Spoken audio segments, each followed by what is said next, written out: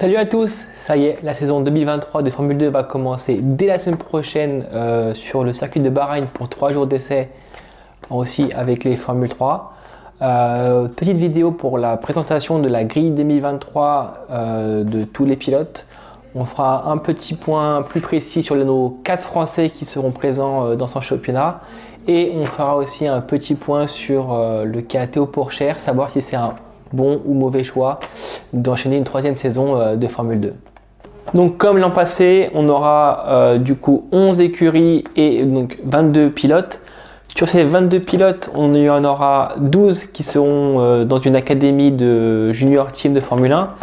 Alors petite anecdote un peu rigolote on va dire, c'est que sur les 12, en fait si on prend du numéro 1 à 14 pour les numéros qui sont prévus actuellement, et tous les pilotes font partie d'une académie, donc, sauf Jehan Daruvala qui aura le numéro 2.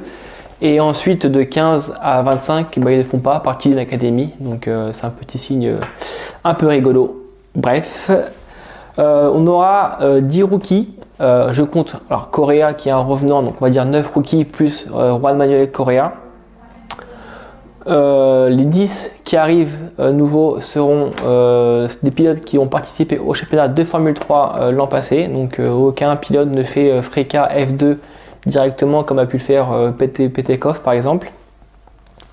Sur ces pilotes, alors on fera une autre vidéo sur la présentation de la saison 2023 avec mes pronos, etc. Mais on a un plateau sacrément lourd et on a 5-6 pilotes au minimum qui peuvent viser le titre dès cette saison.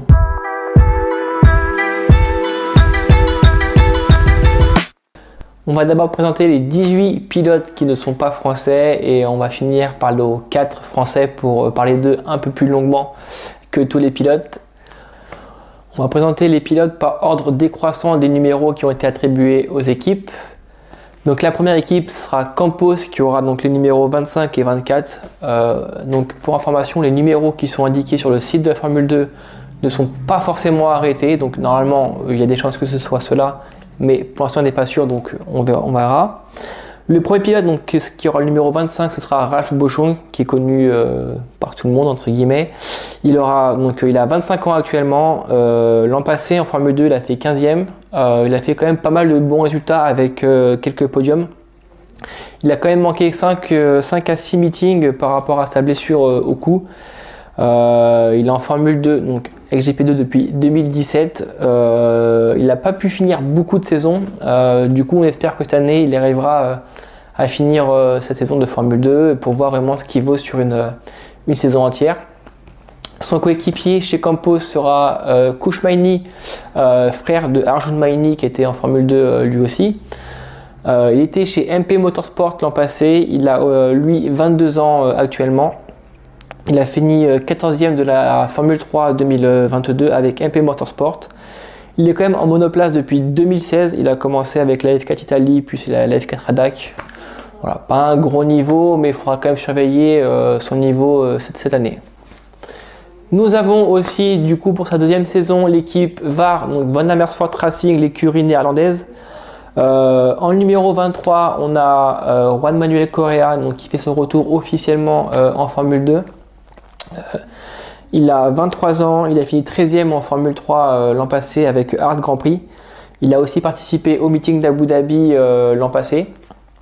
Pas de gros résultats depuis sa blessure qu'il a eu en 2019, mais c'est que du bonus pour lui. Et puis le principal c'est de prendre du plaisir et ça fait quand même toujours plaisir de le voir derrière un volant. Le prochain pilote, c'est son coéquipier qui sera Richard Verschoor, le néerlandais qui participera à sa 3e saison en Formule 2. Un néerlandais dans une équipe néerlandaise, donc je pense que ça formera un bon duo. Il a 22 ans, il a donc sa 3e saison de Formule 2. Il a fini 12e l'an passé avec Trident. Alors c'est pas fou, mais ce n'est pas mauvais, surtout avec une Trident comme on l'a dit. Il a fait une victoire, dont une autre aussi qu'il aurait pu gagner en Autriche. Malheureusement, il restait plus assez d'essence dans le réservoir à la fin de la course.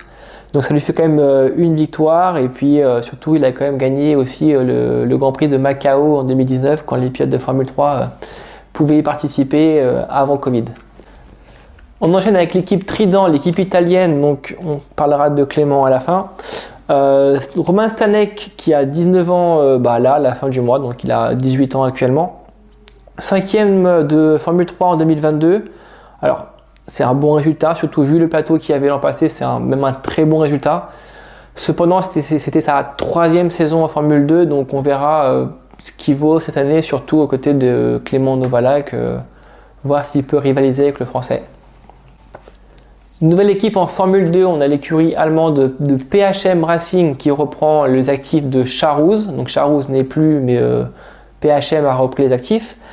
Alors à savoir, les 2 pilotes qui sont annoncés chez PHM ont été 2 pilotes qui ont été signés par Charouz avant que l'affaire ne se fasse entre PHM et Charouz. On aura en numéro 17 Brad Benavides qui a 20 ans et qui a fini 23e de Formule 3 en 2022. Il a fini qu'une seule fois dans les points sur la saison et c'était sur la course sprint à Spa, donc pas un gros niveau. Première saison en Formule 2, donc à voir ce que ça peut donner. À ses côtés, il aura l'expérimenté Roy Nissany qui a 27 ans, qui a fini 19e de Formule 2 en 2022. 5e saison en Formule 2. Son meilleur résultat au final d'une saison c'était 16e, donc pas flamboyant. Il a fait quand même un podium à Monaco. Mais un seul podium en 5 saisons de Formule 2, voilà, je vous laisse me dire en commentaire ce que vous pensez de sa 5e saison, ou voilà, ce que vous en pensez, est-ce que c'est une bonne chose ou pas. On commence à rentrer dans le vif du sujet avec l'équipe anglaise Virtuosi. En numéro 15, on aura le Belge Amaury Cordel qui était chez VAR l'an passé et passe donc chez l'écurie anglaise pour cette saison 2023. Le Belge de 20 ans, il a fini 17e en Formule 2 l'an passé, pas une grosse saison, même mauvaise. Cependant, sur la fin de saison, il a fait quand même une grosse fin de saison énorme parce qu'il a marqué 0 points de la première manche jusqu'à Zandvoort. Puis sur les 6 dernières courses, il finit quand même 5 fois dans les points. Donc voilà, il y a quelques théories qui circulent, mais voilà, je vous laisse me dire ce que vous en pensez sur le niveau que peut avoir Amaury cette saison en Formule 2. Ensuite, clairement, l'un des favoris pour le titre, on aura au numéro 14 Jacques Douane. Il vient tout juste d'avoir 20 ans. Il a préféré garder sa stabilité avec Virtuosi pour enchaîner une 2e saison en Formule 2. Il a clairement l'objectif de gagner le championnat cette saison. Il a fini l'an passé 6e en Formule 2 en étant un rookie. C'est pas un mauvais résultat. Un peu de malchance quand même par moment. Quelques petites choses à travailler, mais je pense que Jacques Douane sera un favori au titre largement. Ensuite, sacré duo pour l'écurie Dams, l'écurie française qui nous vient du Mans, avec le numéro 12 Arthur Leclerc, petit frère de Charles Leclerc. Alors Arthur il a quand même 22 ans pour un rookie, il a fini 6e de Formule 3 l'an passé. Pour sa 2e saison. Il a quand même été champion de F3 Asie l'an passé avant que la saison de Formule 3 ne commence. Et en 2021, il a fini quand même 10e de Formule 3 avec une Prema. Il quitte le giron Prema pour aller dans l'écurie française Dams. C'est pour ma part un très bon choix de sa part et je pense un très bon choix de Dams de recruter Arthur Leclerc. On espère que ça va lui donner un petit coup de pouce pour être un peu plus dans les hauteur du classement. Il a quand même fini, alors vice-champion de Freka, mais il a fini quand même derrière Petekov, donc je vous laisse me dire ce que vous en pensez de ce résultat, mais sur Leclerc a quand même un bon niveau je pense pour être dans la première moitié de tableau en Formule 2 cette année. Son coéquipier, l'un des favoris au titre aussi, le japonais Ayumu Iwasa qui a 21 ans, 5e l'an passé en Formule 2 pour sa première saison. Fait partie de la Red Bull Junior, la Junior Team. 12e en F3 en 2021, il a fait qu'une seule saison en F3. L'année d'avant, en 2020, il a quand même fini champion de F4 France assez largement. Donc je pense que Iwasa est clairement un favori pour le titre cette année, au coude à coude avec Jacques Douane. Équipe anglaise avec Hightech Grand Prix. En numéro 9, on aura l'américain Jack Crawford qui n'a que 17 ans, ce qui est pas trop mal, c'est assez jeune quand même. Par contre en 2022 ses résultats n'étaient pas ce qu'on attendait de lui. 7e en F3 avec Prema, donc battu par ses coéquipiers qui étaient Burman et Leclerc. En 2021 il a fini 13e de Formule 3 aussi, donc avec la Hightech, donc il décide de revenir avec l'écurie anglaise. Il quitte le giron Prema. Jacques Crawford est un pilote de la Red Bull Junior Team. On parlera de son coéquipier après, qui est Isaac Hadjar. Je ne sais pas s'il se battra pour des victoires ou des pôles, mais on ne sait jamais. Il suffit d'un éclat et de la confiance en soi et en la voiture pour qu'il puisse réussir. Ensuite, sacré duo pour l'écurie italienne Prema qui doit revenir aux avant-postes en Formule 2. On a Frédéric Vesti qui a 20 ans, qui a fini l'an passé, donc 9e de Formule 2 avec Hard Grand Prix. Il n'a pas fait une très bonne saison, mais il n'a pas fait une saison mauvaise non plus, c'est pas trop mal. Il fait partie du giron Mercedes, donc soutenu par l'écurie anglaise. 2021, il a fini quand même 4e de F3 avec Hart. En 2020, pareil, 4e de F3 mais avec Prema. Il s'est quand même battu en 2020 avec Piastri, Théo Pourchaire, et Logan Sargent par exemple qui était son coéquipier. Donc il a fait Prema Hart et là il revient chez Prema après avoir été chez Hart l'an passé. Je pense qu'il peut être l'un des candidats au titre si tout va bien pour lui et pareil aussi confiance dans sa tête et dans la voiture. Je pense qu'il peut faire très mal cette saison. À ses côtés, un autre pilote qui est un crack, un de ces cracks qu'on va voir sur le plateau, qui est Ollie Berman, qui a seulement 17 ans. Il sera le pilote le plus jeune de la grille. Il va succéder à Théo Pourchaire.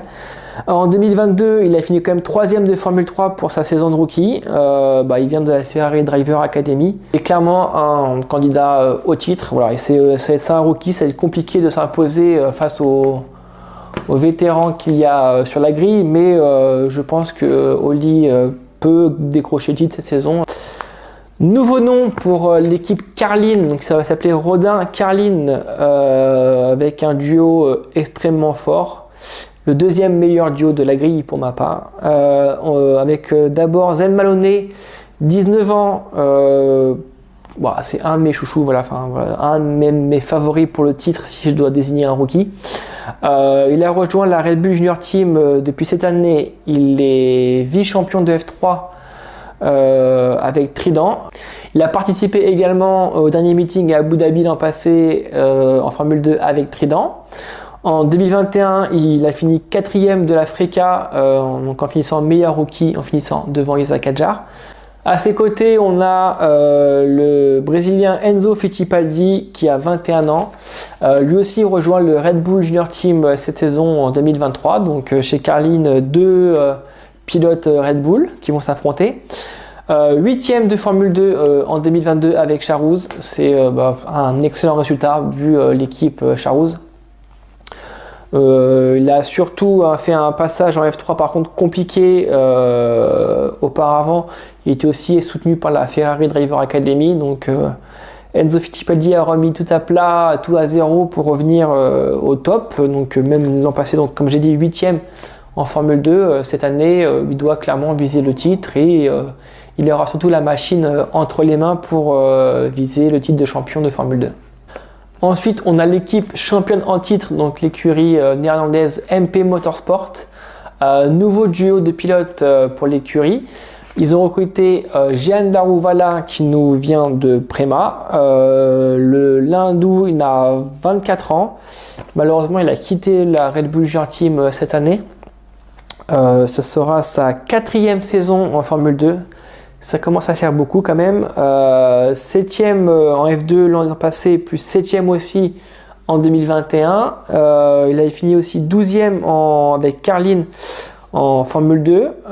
Pas de gros résultats. En 2019, il avait quand même été en Formule 3. Il a fini 3e, mais avec Prema. Donc, c'est pas un gros résultat, sachant qu'il y a un triplé Prema au championnat. Puis lui, il a fini 3e des pilotes. À ses côtés, on aura aussi son coéquipier qu'il avait l'an passé chez Prema, Denis Auger, qui n'a que 19 ans aussi. Il a fini 10e l'an passé avec Prema. C'est pas ce qu'on attendait forcément d'un champion à titre de F3. Ce n'est pas un mauvais résultat, il n'a pas souvent été chanceux.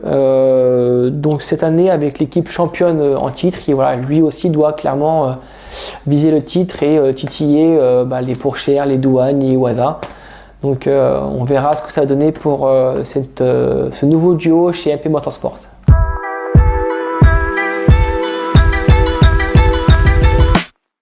Et oui, cette année on aura beaucoup de chance parce qu'on aura 4 Français présents sur la grille. 4 bons, voire très bons pilotes. Je vais les présenter un par un. On va commencer par mon chouchou Clément Novalak. 22 ans, retour dans l'équipe italienne de Trident. Pour résumer un petit peu son parcours sur les dernières années, il a fini 14e de Formule 2 l'an passé avec un podium et la pole sur la course sprint à Zandvoort. En 2021, il a fini 3e de F3 avec Trident. Il avait signé aussi quand même 4 podiums. Sacré résultat quand même pour le français. Donc on espère que son retour chez Trident sera pareil cette année. En 2020, il a fini 12e de F3 pour un rookie. Il a été avec l'équipe Carlin. Il a fini 2 podiums. Et en 2019, il a fini champion de F3 British. Il court sur la licence française depuis 2021 parce qu'avant il courait sous licence britannique. Clément sera le seul Français qui ne fait pas partie d'une académie de pilotes. C'est un de ses choix. L'an passé en Formule 2, c'était une saison assez quand même compliquée avec Felipe Drugovich qui était à ses côtés. On a d'un côté Felipe qui fait une saison incroyable sur tous les plans et puis il y a de l'autre côté Clément qui était un peu plus en galère et surtout pour un rookie. Clément manquait clairement de rythme en qualification. Ça s'est vu par ses résultats parce qu'il finissait 14, 15, 16, 17e en qualif et du coup même s'il a un très bon rythme sur les courses, on l'appelle quand même Monsieur Circonstancy, si on est mal classé c'est compliqué de remonter dans le haut du tableau. C'est il sait qu'il doit s'améliorer sur les qualifications. Son problème à lui, c'est il y a une gestion des pneus assez importante pour les qualifications et même si c'est le même travail pour tout le monde, Clément est un peu plus en difficulté sur la chauffe des pneus. Il n'arrive pas à mettre les pneus dans la bonne fenêtre de température pour les qualifs et il doit beaucoup s'améliorer dessus. Donc cette année, il va mettre les bouchées doubles avec Trident pour s'améliorer sur ce point-là et j'en suis sûr que s'il s'améliore là-dessus, les résultats vont venir. Alors c'est peut-être pas un favori pour le titre, mais en tant que redoublant, j'espère pour lui qu'il sera dans le top 10, top 12 assez régulièrement sur ce championnat. On aura un nouveau Français rookie en Formule 2, Isaac Adjar, donc le nouveau chouchou des Français qui nous a bien tapé dans l'œil l'an passé et aussi il y a 2 ans en Freca pour ceux qui ont suivi. Il a seulement 19 ans, c'est le 3e pilote plus jeune sur la grille. Il a quand même déjà un palmarès assez conséquent. L'an passé, il a terminé 4e du championnat de Formule 3 avec Hightech Grand Prix. C'est clairement un très bon résultat. Il aurait pu être excellent, on va dire, s'il avait fini un peu plus haut dans le classement, mais il y a quelques circonstances de course qu'il doit améliorer. Mais il a quand même déjà un sacré palmarès quand même. En 2021, il a fini quand même 5e de Freca. Alors juste derrière Maloney, donc c'est pas lui le meilleur rookie. En 2020, il a fini 3e de F4 France à 16 ans. Il a quoi être dans les avant-postes en Formule 2. Il a, sans mauvais jeu de mots, tapé dans l'œil de Helmut Marko. Je pense que c'est l'un de ses chouchous à Helmut. Il est donc du coup même très bien placé pour aller en Formule 1. Mais avant la Formule 1, il va falloir quand même qu'il se batte tout le long de la saison sur les 14 meetings de Formule 2, qu'il arrive à battre tous ses coéquipiers entre guillemets de chez Red Bull, donc Iwasa, Auger, Maloney surtout, Enzo Fittipaldi. Il va devoir cravacher pour viser son rêve de Formule 1. Il a dit qu'il voulait faire qu'une seule saison de Formule 2, donc il a parlé. Donc maintenant, je pense qu'il va agir et on verra ce que ça a donné sur toute la saison cette année. On n'a pas parlé de Hard Grand Prix, l'équipe française, parce que eux, ils ont annoncé un line-up 100% français avec Victor Martins, 22 ans, champion de Formule 3 en titre. On ne se rend pas compte, mais Victor a quand même un sacré palmarès quand même. 2021, il a fini 5e de F3 en étant rookie chez MP Motorsport. En 2020, champion de la Formule Eurocup, donc avant la fusion de l'Africa, là aussi avec Art Grand Prix. Alors c'était sa 3e saison, mais il a fini champion. Pour l'instant, il a fait que 2 saisons avec Art, et puis les 2 saisons auxquelles il a participé, il a gagné le championnat. Voilà, c'est simple, c'est aussi simple que ça. Donc cette année, nouvelle saison de Formule 2 pour Victor, donc ce sera un rookie. Voilà, les termes sont dits, hein. Il veut gagner le championnat, il a aussi entre guillemets qu'une saison en Formule 2 pour l'instant. Donc son objectif principal, c'est de gagner la Formule 2. Victor a quand même aussi surtout fini à chaque fois au minimum dans le top 6 de tous les championnats auxquels il a participé. Donc Victor est un sacré client pour le titre de champion. Surtout qu'à ses côtés, il aura Théo Pourchaire, voilà, le principal favori en étant objectif pour cette saison de Formule 2. Il n'a que 19 ans encore. Il a quand même déjà un sacré palmarès à son actif. 2022, l'an passé, il finit vice-champion de Formule 2. Voilà, on ne va pas refaire sa saison. On sait qu'il a beaucoup performé. Il a aussi sous-performé à quelques moments et surtout en qualification. Il a eu aussi beaucoup de malchance avec son moteur et aussi quelques réglages, notamment au niveau de l'embrayage ou des départs. 2021, 5e de Formule 2 en étant rookie. Plus jeune poleman, plus jeune vainqueur. L'année d'avant, en 2020, il a fini vice-champion de Formule 3 à quelques points de Oscar Piastri. Il est aussi le plus jeune vainqueur en Formule 3. Il a gagné le championnat F4 Allemagne à 16 ans en 2019. Cette année, ce sera le 6e plus jeune pilote sur la grille. Donc c'est quand même sa 3e saison. Il est quand même l'un des plus jeunes. Donc c'est incroyable. Comme il est jeune, il a encore l'avenir devant lui. Sa 3e saison et on va voir maintenant si c'est un bon ou un mauvais choix de faire une 3e saison en Formule 2.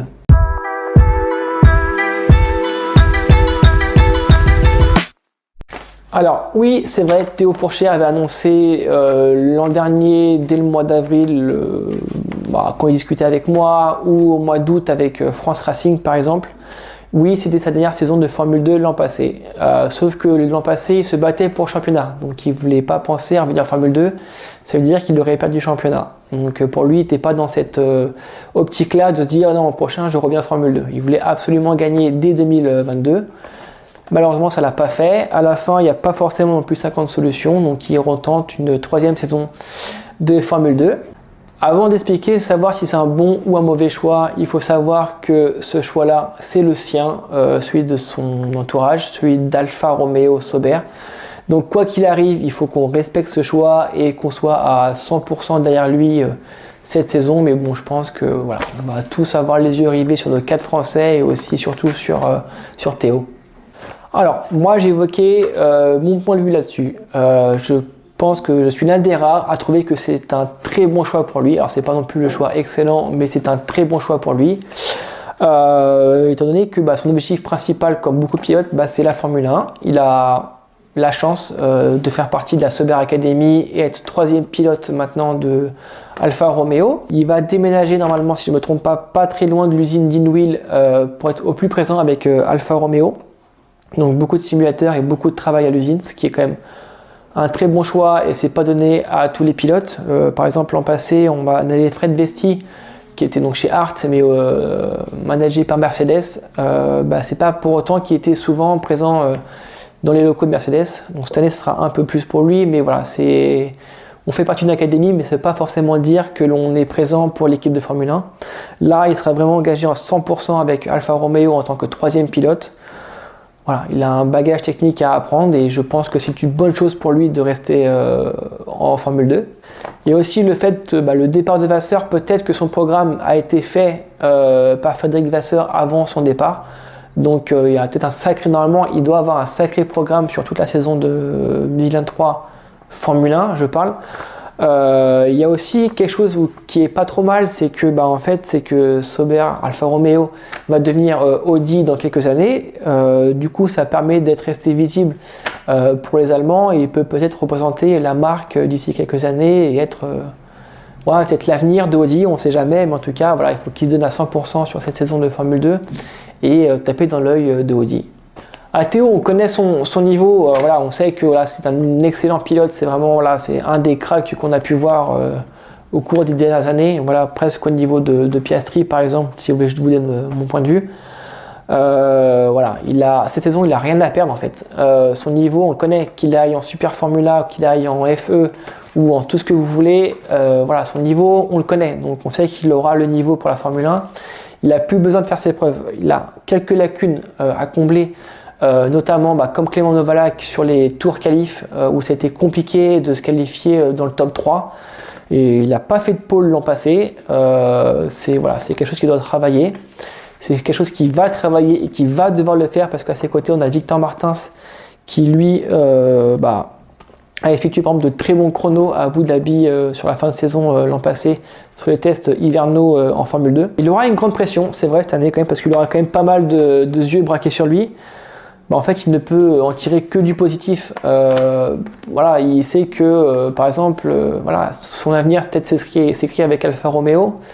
Pas forcément, peut-être que d'autres écuries comme McLaren qui n'ont pas de junior team peuvent regarder ce que vaut Théo et si vraiment il est bouché parce que les places sont prises chez Alfa Romeo, il peut rejoindre une autre équipe de Formule 1 comme l'a fait Oscar Piastri par exemple.